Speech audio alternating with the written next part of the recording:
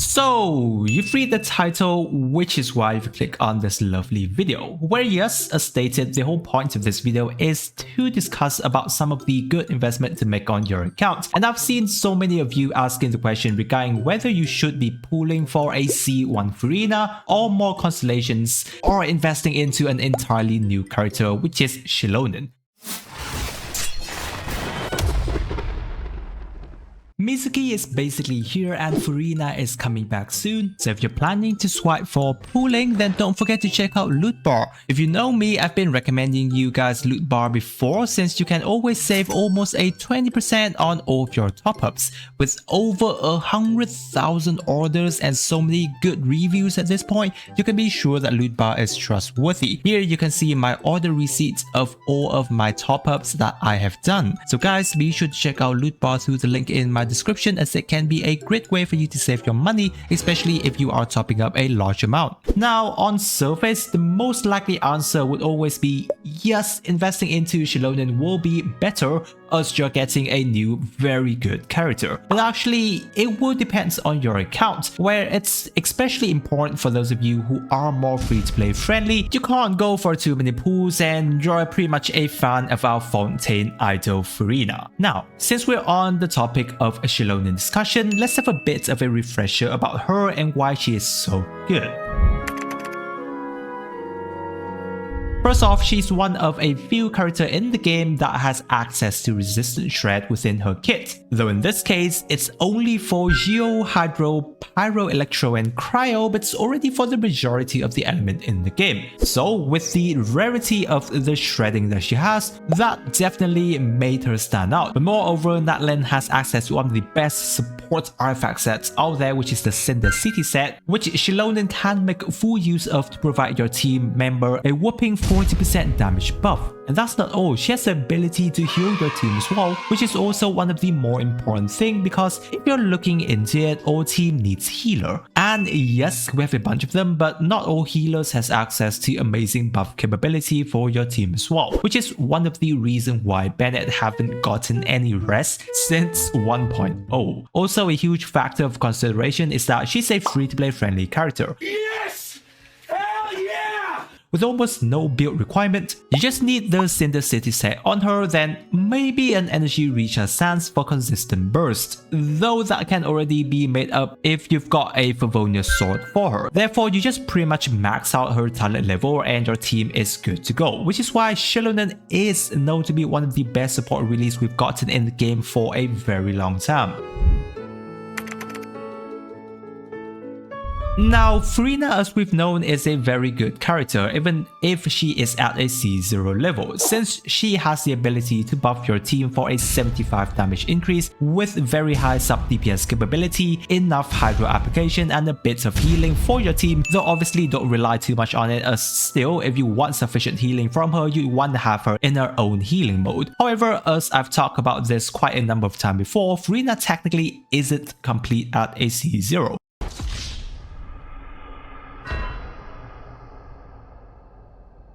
Largely because her damage buff full potential is locked behind how well your healer is on your team doing the work. If you have a whole team healer, then you max her buff rather quickly, but if you have character like Xilonen or Bennett, C0 Furina will have her max buff much later on in the rotation, which regardless of which character you use, that is really a nice thing. So that's where her Constellation starts to come in. For if you're looking into a C1, then what it does is that apart from increasing the potential buff of the amount from Furina maximum fanfare limits, you're starting off with 150 fanfare stack, which in other words, you're already having a 37.5% damage buff at the moment she casts her burst. Other than that, you also start with a 15% incoming healing bonus for your team, and that will in turn helps your healer to do much better in terms of healing, which also in turn helps you maximize Furina buff a lot faster. Therefore, it does alleviate some of the time you get to her maximum buff, though this time around your max buff does go up to 100% damage bonus, which is quite a lot. Then there's Furina C2 as well, which is an amazing stopping point for her. It multiplies the amount of fanfare stacks you gain by a 3.5 times. So with this, her fanfare stacks will basically max out after you cast her elemental burst. Even if you have a single target healer like again Bennett and Xilonen, after a few tick of healing, Furina will already got her maximum buff. On top of that, Furina also gains a massive buff to her maximum HP from overcapping on her fanfare stack, which is very easy to do because you're technically already capping out her fanfare stack the moment she casts her burst. So not only does Furina buff get maximum potential right away, but she has the ability to do even greater damage from her sub DPS ability. Now, if C1 Furina can actually buff your team to 100% damage buff bonus, then I'd be over the moon to also have that subscribe number buff on the channel as well, as 90% of you aren't subscribed yet. So if you're new here, don't forget to smash that subscribe button, as who know you'll be lucky to get both Furina Constellation and Xilonen on your next pool. Don't underestimate my luck blessings. So now that you've gotten a refresher of how well the two characters do, in order to make the best decisions, in general it comes down to your specific accounts. Now Xilonen is definitely an amazing character that fits into most of your main meta team comps nowadays, though do note that even though you can try fitting Xilonen in some Dendro teams, it's only to support either your Electro and Hydro character mostly, as she can't really buff or shred Dendro. So that's one thing to look out for, that if the majority of your team comps are focusing more toward Dendro team building, then potentially more investment into Furina would be good. Even though Furina isn't the best option in some of the Dendro teams out there, but she will still work and buff your character really well. Moreover, the sub DPS capability she has will cover some of the potential Dendro reaction loss on your teams whenever it does happens.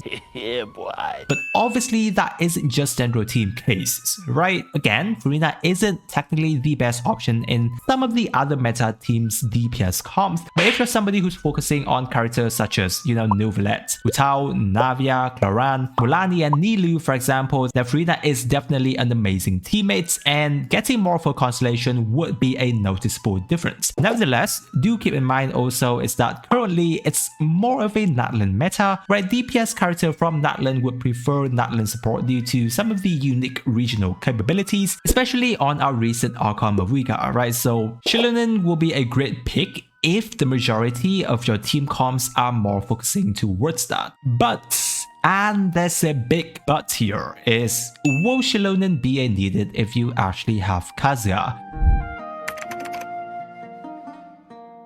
Well, the answer is not entirely a needed, but it is still amazing if you got her on your account, since we've already seen the cases of Yelan and Xingqiu, right? However, if we're discussing in the situation of you not being able to pull everything, that's where if you're looking into it, Xilonen does very similar thing to Kazuha, of both having resistant shred and damage bonus, but Xilonen gets to do it a lot easier. You don't have to think too much if you want efficient resistant shred on her, as you only need to have a specific elemental character on your team. But you also do not need to invest as much as Kazuha, since he technically needs roughly around 1000 EM for maximum buff, meaning you need very good rolls on your 3-piece EM of the Viridescent set, not to mention he needs good energy regen amount as well for his elemental burst. But at the end of the day, if you've already gotten a good Kazuha after playing Genshin for a couple of years, then they're rather similar. And something that Kazuha can do much better than Xilonen is that he can do grouping really well, which is quite important depending on the DPS you're using. Plus in shield breaking situation, yes, he's pretty much very good with that too, since he is an anemo character with burst that has infusion capability, which means if you're a fan of Furina, you love her and you want more of her Constellation while you're having a good Kazuha already, then yes, it will make sense for you to pull a C1 Furina.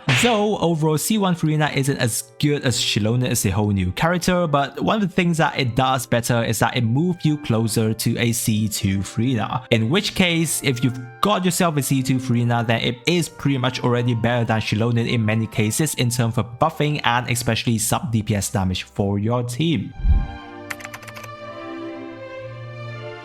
Now that being said, I've seen many discussion about future potential support character coming into the game as well, where of course recently we've got Xilonen, who's an absolutely amazing support character. And some of you have said that you'd want to pull, yet you don't want to miss out on those good supports in the future either. And in that case, I'd say, yeah, unless you want to have a C6 for those future upcoming very good support character, then we don't know when they're coming yet. The best case only is to look roughly one patch ahead to see which character is coming next and making your pooling decision then. If you're liking any of the character currently like Furina, Xilonen or even Xilonen, just focus on trying to get those characters you like first. Saving too much for a character you don't know when it's coming, it's like saving all of your money now towards your retirement without knowing you will be able to actually spend it when the time comes. Now I'm joking, that is on you to make your financial decision at the end of the day. But hopefully you've gotten my point. Because Genshin is just a game, it's best that you just get the character you feel like you will enjoy first, then we will gradually make more plans as future character comes,